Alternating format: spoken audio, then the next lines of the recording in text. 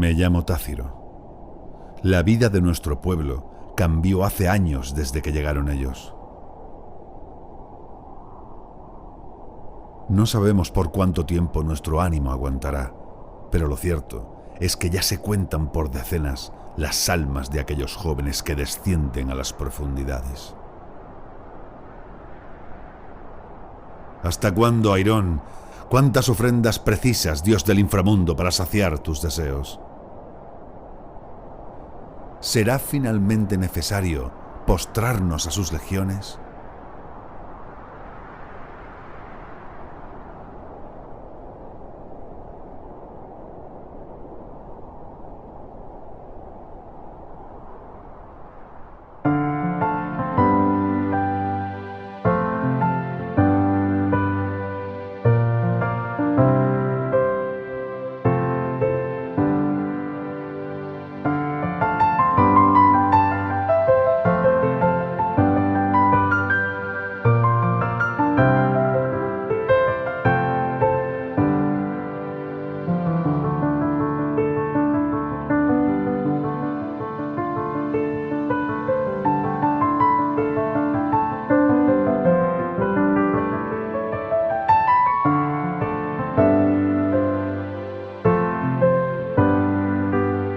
Derecho, filosofía y costumbres son un legado arraigado en nuestra tradición cultural como el vino. Pero, ¿hasta qué punto forma parte el vino de nuestra propia historia?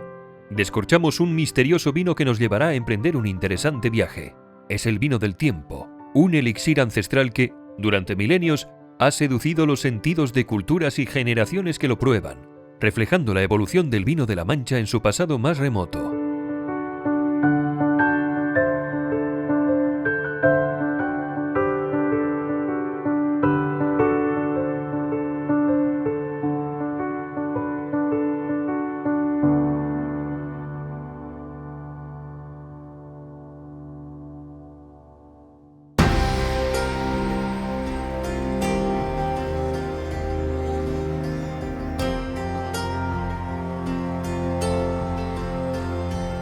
Durante la Edad del Hierro, la península ibérica es un puzzle de nuevos asentados con un desarrollo desigual de su cultura. El centro, sur y levante peninsular quedará bajo el dominio de los íberos. Vinculados al comercio con las civilizaciones de Oriente, los pueblos de la península se acercan al vino desde un consumo ligado a diferentes rituales. Su acceso está restringido a los grupos sociales dominantes, como un producto de lujo.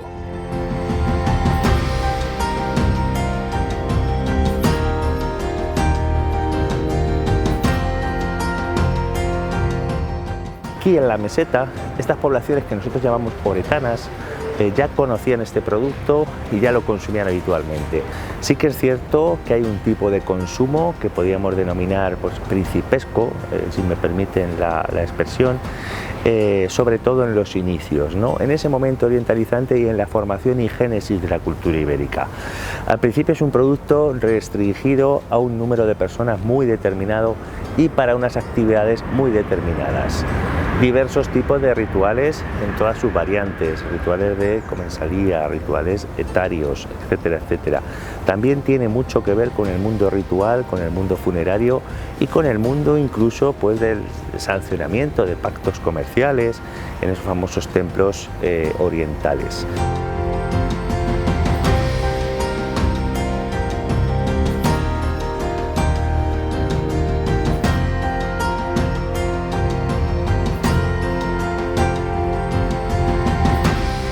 Sí que es cierto que el vino durante una gran parte del periodo de la cultura ibérica tenía un gran significado social, incluso era un elemento de cohesión de un grupo determinado, de una élite determinada, y que se utilizaba preferentemente en actos muy tasados, muy pautados, para ir evolucionando, como decimos, hacia otro tipo de usos. No tanto, no podríamos decir siempre lúdicos, siempre tuvo que ver con los rituales funerarios, con las libaciones, con esos rituales etarios, ¿no? O de paso de un estado a otro, siempre siendo un elemento importante. Sí que vemos cómo va llegando a una mayor a un mayor componente de la estructura social ibérica. Todo cambiará a partir del siglo II a.C. Fue una lucha de poder entre dos grandes imperios mediterráneos, dos imperios del Mediterráneo central como fue Roma y Cartago. Quede claro que fue un periodo importante, que fue un periodo convulso en la península ibérica, que seguramente pues, los pueblos oretanos, a partir de sus élites o sus aristocracias guerreras, tuvieron que tener algún tipo de participación en un sentido u en otro.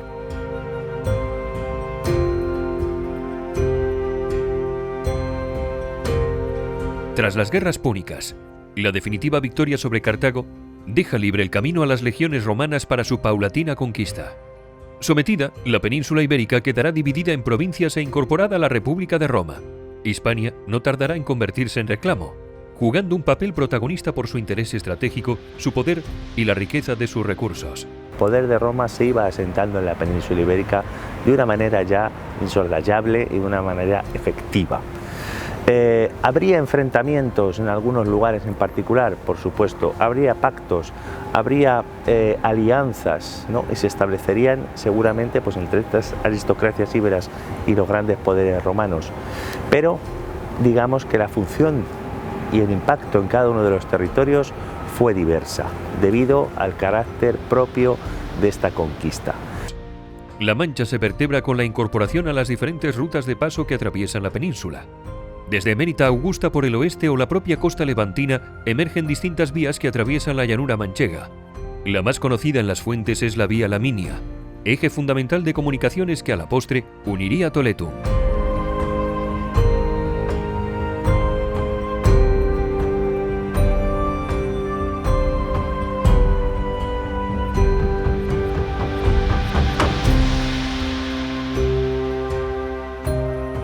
Laminio, en la ciudad de la Alhambra, pues acogió a militares, porque tenemos inscripciones que hablan de ello.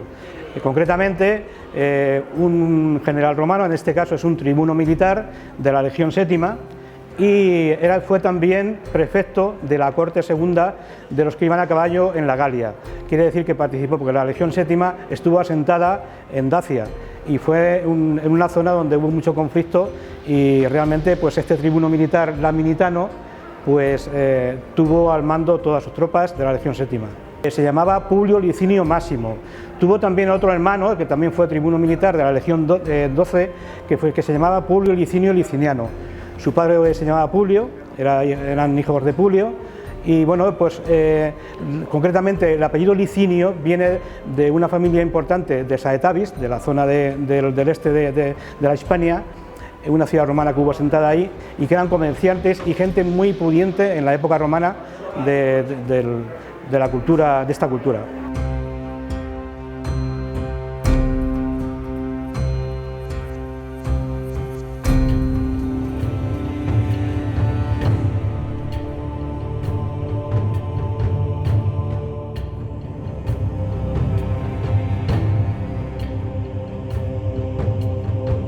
La primera copa es para la sed, la segunda para la alegría, la tercera para el placer y la cuarta para la locura. A partir de entonces bebemos de su pensamiento y adquirimos su estilo de vida.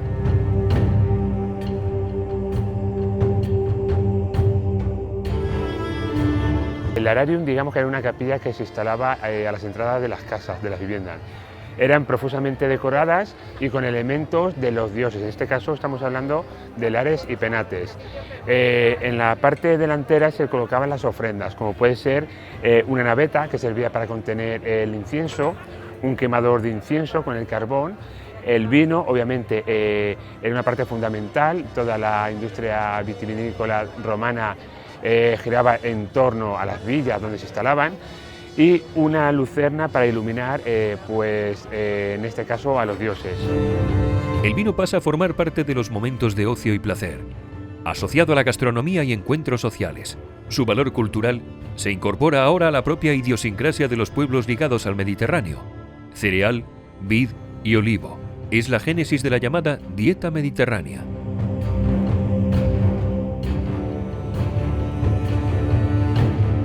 Suculentas viandas recibirán a los invitados de mi señor, anfitrión agraciado esta noche con la presencia de respetables familias romanas. Sin ofender a Baco, pero cuidando la mesura, debo ser cauto con las medidas. 3 partes de agua y 2 de vino hispano.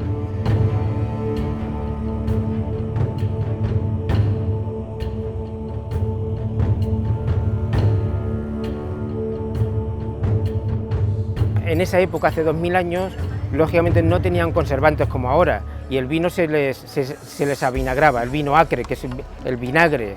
Entonces lo que utilizaban mucho eran especiados. Los vinos los especiaban con especias y con miel. Exactamente, es una pieza del siglo I después de Cristo, de una de las villas romanas del territorio laminitano, de Alhambra, Ciudad Real, y que da un contexto en todo Castilla-La Mancha que ya en esa época ya estaban consumiendo vino con bastante continuidad. Entonces, esta pieza se llama laguinos.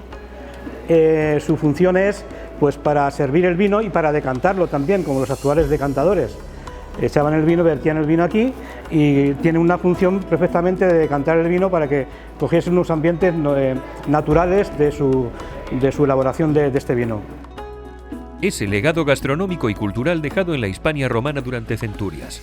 Un dominio que se prolongará en la Europa occidental hasta comienzos del siglo V después de Cristo.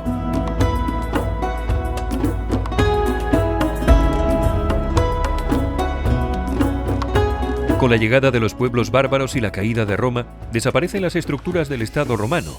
Europa occidental y el centro peninsular sufren las consecuencias del aislamiento y ruptura de las redes comerciales.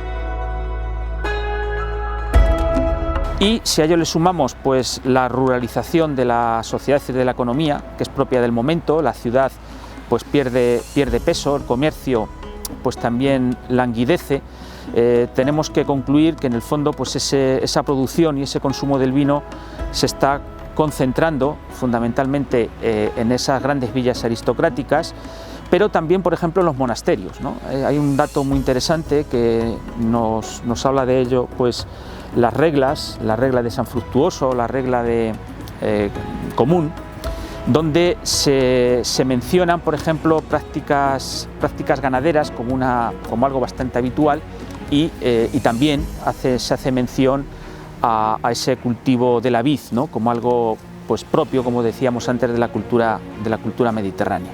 Sin embargo, muy cerca de La Mancha, en Toledo, emerge el reino visigodo. Este pueblo, de raíz germánica, extendería su dominio e intereses hacia la península al ser desplazado por los francos en la Galia. Se establecerán como minoría étnica dominante, pero asumiendo parte de las tradiciones e instituciones hispano-romanas. Con el vino como testigo de tradiciones y conjuras, la monarquía visigótica se antoja frágil, en un periodo convulso de conspiraciones y guerras intestinas. De hecho, los visigodos cuando llegan a Hispania, llevaban ya más de 300 años en contacto con Roma, ¿no? Por tanto, decimos que estaban bastante romanizados. Y a pesar de que tienen, digamos, algunas actitudes, segregadoras con respecto a la población romana, las élites militares visigodas enseguida pues van a asumir pues esos roles de fuerza política y también de aristocracia socioeconómica, igual que lo tenían los romanos. En relación con el vino, está claro que los visigodos van a asumir la costumbre del consumo, de ese consumo del vino. Además, sabemos que a través de la hospitalidad, de la ley de la hospitalidad romana, van a ser se van a convertir en terratenientes y en perceptores de rentas de los grandes dominios de esas villas tardorromanas visigodas, y por consiguiente pues parece lógico pensar que participaran también del gusto y del consumo del vino. Florinda perdió su flor. El rey padeció el castigo.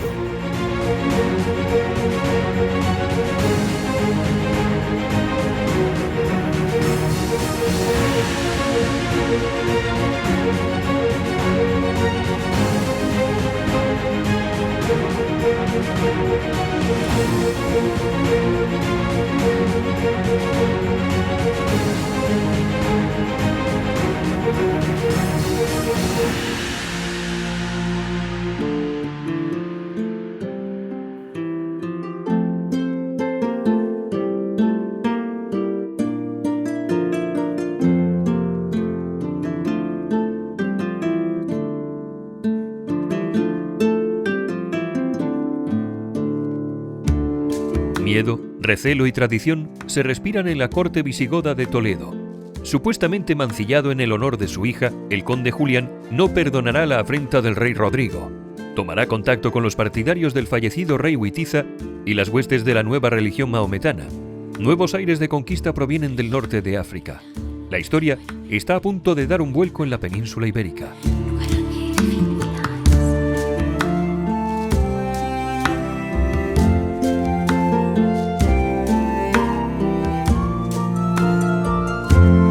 Por virtud de Florinda, mi hija y casta doncella desflorada en la corte toledana de Rodrigo, debe mi honor y causa cubrir tal afrenta. Sosegaos, conde Julián, tiempo al tiempo y espera. Hallemos juicio y aguarda. Como ya lo dice el profeta, recompensa de alfanje ciega de vida para la mano que antes peca. A fe mía, que no sois Julián, el único de noble sangre injuriada. Desvelos y noches de hiel nos han robado el sueño. Ese rufián de Rodrigo pagará por sus ofensas a nuestro padre Witiza con sangre de sus propias vísceras. Contad con nuestras huestes. A la señal convenida en la refriega, abandonaréis a su suerte al rey Rodrigo. Enviden en el trance los aceros, y el Creador Todopoderoso decida. Que así sea, Tarik. Brindemos por su fin. Aunque la media luna ondea en los crespones de sus muros, vanos han sido los intentos por acabar con la bebida que sonroja las mejillas. Prohibido por precepto y tolerado en los círculos privados, aunque pocos se atreven a reconocerlo públicamente, lo cierto es que el vino siembra de poesía los corazones en jardines de aurora en el Al-Ándalus. Mahoma decía que la embriaguez es fruto, digamos, del influjo de Satán sobre los hombres, entonces hay que evitarlo en todo momento. Pero como digo, las escuelas coránicas van a interpretar o van a intentar interpretar estos mandatos, sobre todo con esa ambigüedad que algunas veces presenta el propio Corán. Y ante todo hay que tener en cuenta también la realidad de los espacios donde se van a ir instalando los musulmanes, que en el caso de Al-Ándalus es un espacio, como decíamos antes, muy romanizado, donde la cultura del vino estaba muy asentada. El resultado va a ser que tenemos bastantes testimonios que nos hablan de que en Al-Ándalus había viñedos y de que en Al-Ándalus se consumía vino. Era alegre su esplendor de mi jornada, su esbeltez singular y luminosa. Vino me daba, pero a veces era su misma boca mi extasiante vino. ¿Quién consumía ese vino? Pues, en primer lugar, los mozárabes, que son los cristianos que vivían en territorio musulmán. Hay que tener en cuenta que hasta el siglo X la mayoría de la población que vivía en Al-Ándalus son cristianos, ¿no? Son aquellos cristianos que eran los herederos del reino visigodo de Toledo y que por tanto mantenían, pues, por un lado el consumo del cerdo como una seña de identidad cultural y por otro lado el consumo del vino. Los musulmanes utilizaban también la vid para algo, que era para las uvas pasas, que ellos la valoraban mucho en su cocina. Entonces, cuando se produce la repoblación por las órdenes militares en esta zona, bueno, pues seguramente aquí ya había una tradición que procedía de época romana y que seguramente nunca se había extinguido. En segundo lugar tenemos la población muladí en Al-Ándalus. ¿Quiénes son los muladíes? Son los hispano-visigodos que se han convertido al Islam. Pues bien, estos muladíes mantenían tradiciones culturales propias y sabemos que esas tradiciones culturales tardan en erradicarse, ¿no? A pesar del cambio en la religión. Bebe vino junto a la fragante azucena que ha florecido y forma de mañana tu tertulia. Tenemos las evidencias de que musulmanes muy creyentes seguían consumiendo vino, tanto en las élites aristocráticas como en la población más humilde. En el siglo X sabemos que el califa Al-Hakem II va a mandar arrancar todos los viñedos de Al-Ándalus, pero se le convenció de que aquello era inapropiado, primero porque se iban a perder bastantes rentas y en segundo lugar porque había otros licores, ¿no? Por ejemplo el aguardiente de higo, que era bastante habitual su consumo en la sociedad aristocrática andalusí, que embriagaban más que el propio vino, ¿no? Otra prueba evidente que si se manda a arrancar los viñedos es porque había, ¿no? Y al final pues se busca, digamos, ese término medio, ¿no? O esa postura, digamos, un tanto más, más favorable o un poco más permisiva. Todo cambia, sin embargo, con el fin de los reinos taifas. Occidente afronta la toma de Tierra Santa contra el infiel y el delicado equilibrio peninsular se tambalea. Tambores de piel africana, vientos de guerra y fanatismo religioso proceden de los montes Atlas. Llama a la yihad el canto del muezín. Son tiempos de guerra santa y cruzada, cantares de gesta, alfanje y espada. Lo que es la conquista de la Mancha y del reino de Toledo, ¿no? por parte cristiana, es un proceso, digamos, lento, que tiene su punto de partida en el año 1085 con la toma de Toledo, pero que no se consolida como tal hasta los años 30 del siglo XIII. La partida de ajedrez ha cambiado en el tablero de la España medieval. El esplendor del Al-Ándalus cede paso a la cruzada. Almorávides y después almohades implantan un dominio más dogmático en el Islam, pero terminarán cediendo al avance de los reinos cristianos hacia el sur peninsular. La Mancha es ahora tierra de frontera. Son tiempos convulsos donde las órdenes militares asumen un papel vector en la repoblación castellana. Una sociedad totalmente diferente a la musulmana. Es una nueva forma de organizarse desde el punto de vista político. Las explotaciones económicas también cambian, ¿no? Los cristianos lo que traen es una agricultura extensiva, una ganadería también extensiva, frente al policultivo intensivo y más de regadío que llevan a cabo los musulmanes. Y evidentemente traen la cultura del vino, que está tan enraizada en lo que es el mundo cristiano, y no solamente cristiano, en la tradición judeocristiana, y evidentemente los poderes que se están instalando en el territorio manchego van a fomentar esa producción del vino. Estas congregaciones religiosas, con espíritu más castrense que monacal, pero con señorío y jurisdicción sobre la vasta llanura manchega, mantendrán el contacto religioso y cultural con el resto de la Europa medieval. Aportarán así su conocimiento e influencia con avances de la viticultura, ¿no? Pues Alcázar de San Juan, Herencia, Villacañas, Consuegra, etc.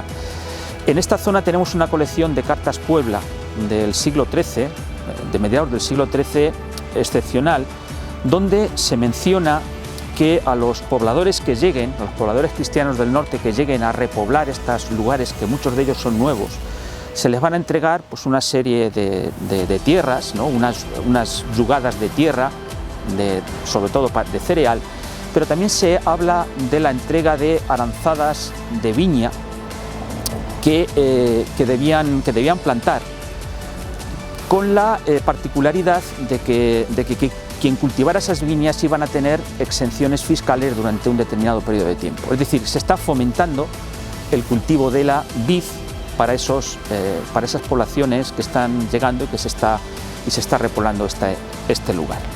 Orden de Santiago, Calatrava y San Juan comparten su protagonismo en la repoblación y orígenes territoriales de la Mancha, una labor no exenta de fricciones y litigios en aquellos límites de jurisdicción. Es el boceto de la posterior viticultura manchega.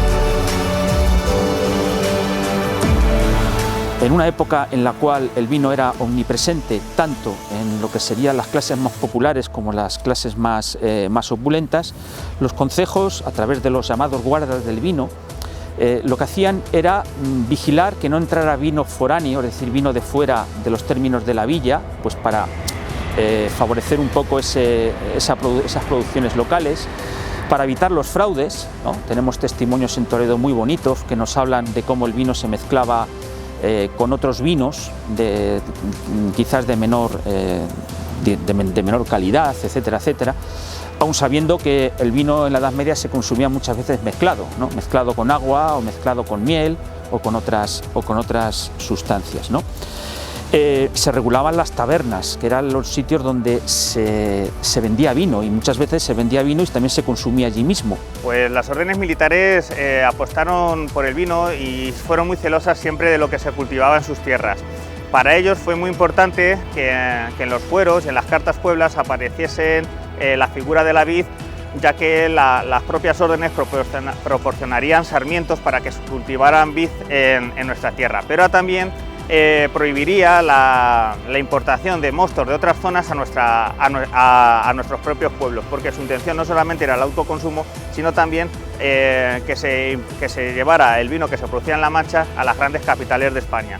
Y las órdenes militares tuvieron mucho que ver en todo esto, porque las órdenes militares, como órdenes religiosas que eran, digamos, participaban de manera directa, como he dicho antes, en la repoblación, y fomentando esos cultivos de la vid, pero también en cuanto a órdenes religiosas, porque los clérigos regulares y seculares son grandes consumidores de vino, ¿no? Judíos y mudéjares de los reinos cristianos. Y esto es curioso porque ya en época moderna los inquisidores eran bastante celosos para ver cómo se consumía ese vino por parte de aquellos que se les acusaba de criptojudaísmo, ¿no? De tal forma que sabemos que la minoría judía consumía también vino con bastante asiduidad, porque de alguna manera, en el fondo, los mudéjares son poblaciones discriminadas y de esa forma, ¿no? Pues haciendo ver o consumiendo vino, pues intentaban asimilarse a lo que era la mayoría dominante en esta época, que ya son los reinos cristianos.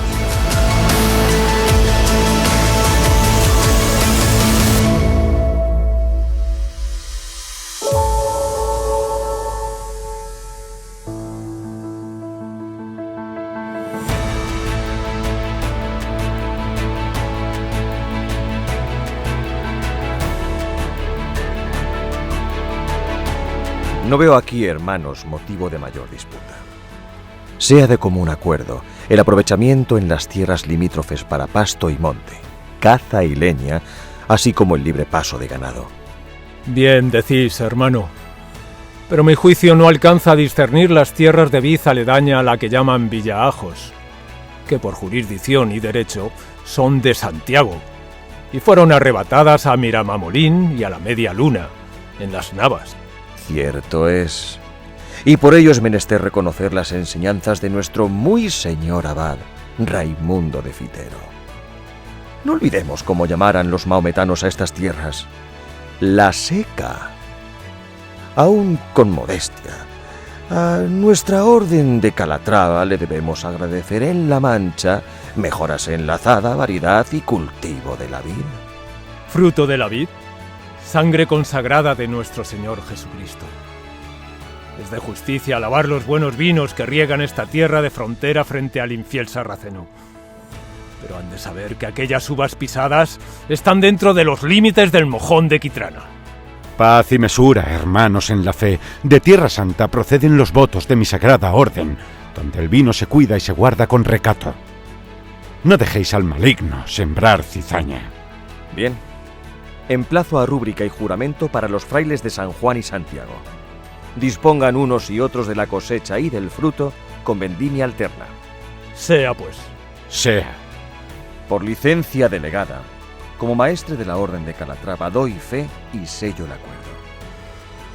Por La Mancha, feudo del rey de Castilla, que Dios proteja estas encomiendas de tierra repoblada, amén de sus frutos de cereal, olivo y buenos vinos. Que sean por muchos siglos ofrenda y sostén de sus villas y moradas.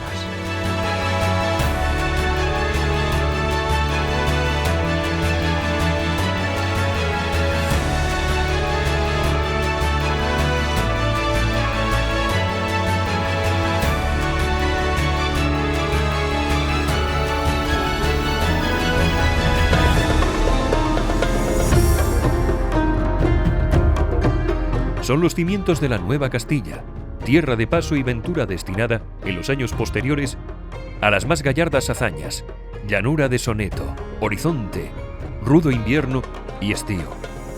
Una tierra marcada a trazar el origen del vino.